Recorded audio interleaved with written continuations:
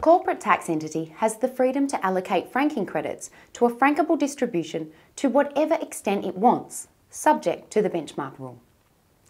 The benchmark rule aims to ensure that franking credits are spread more evenly across shareholders in proportion to their ownership interests.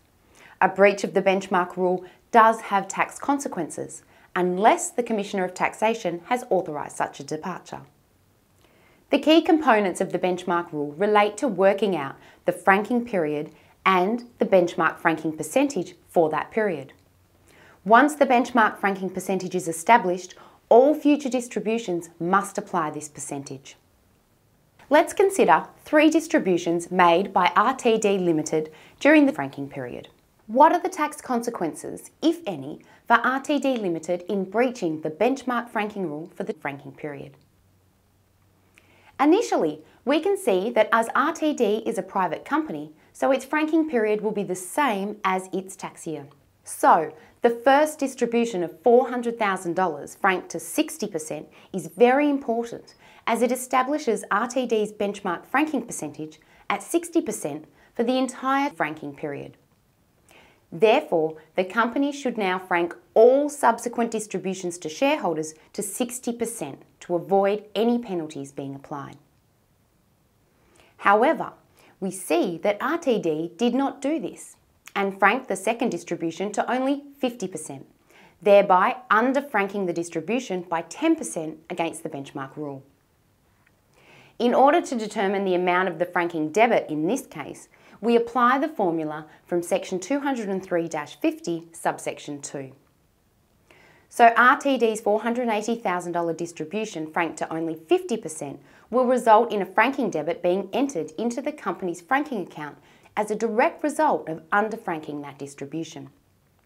The amount of the debit will be $20,571. Likewise, RTD franked the third distribution to 80% and therefore over-franked the distribution by 20%. This will result in over-franking tax being incurred by the company during the franking period. The amount of the over-franking tax in this case will be $48,000. While a breach of the benchmark rule will not invalidate the allocation made on the distribution, this conduct will give rise to penalties being applied to the company according to section 203-50. These penalties are calculated by reference to the difference between the franking credits actually allocated and the benchmark percentage. The penalties can generally be summarised as over-franking tax if the franking percentage for the distribution exceeds the benchmark franking percentage, or a franking debit, i.e. penalty debit, if the franking percentage for the distribution is less than the benchmark franking percentage. The penalty debit is in addition to the franking debit that arises on a payment of the franked distribution. Basically, it is the extra amount that should have been allocated to the distribution according to the benchmark rate. The power to permit departure from the benchmark percentage is only exercised in extraordinary circumstances, which are unforeseeable and beyond the control of the company.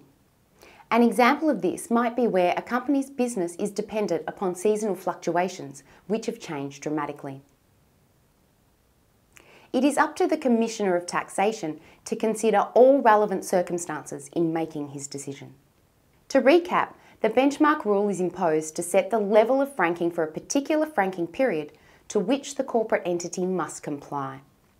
To breach the rule will result in penalties, unless the Commissioner of Taxation has provided permission for the departure.